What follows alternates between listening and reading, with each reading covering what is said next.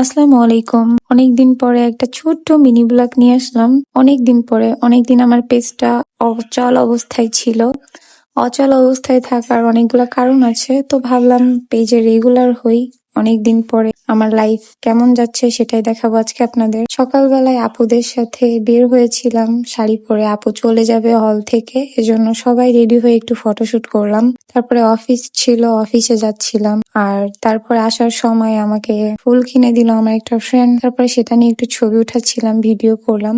তারপরের দিন আমার ডে অফ ছিল, তো ডে অফে সারাদিন ঘুমিয়ে ঘুমিয়ে কাটাইলাম। বিকালের দিকে একটু রেডি টেডি হয়ে ধানমন্ডি লেকে যাচ্ছিলাম আমার সব ফ্রেন্ডরা মিলে।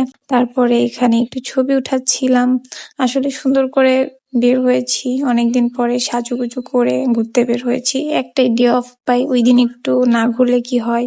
তারপরে ঘুরে এসে হলের পুকুরের সাইডে বসেছিলাম, চাঁদ দেখছিলাম আর আপুদের সাথে গল্প করতেছিলাম। তো সবাই ভালো থাকবেন, আজকে এই পর্যন্ত। আল্লাহ হাফেজ।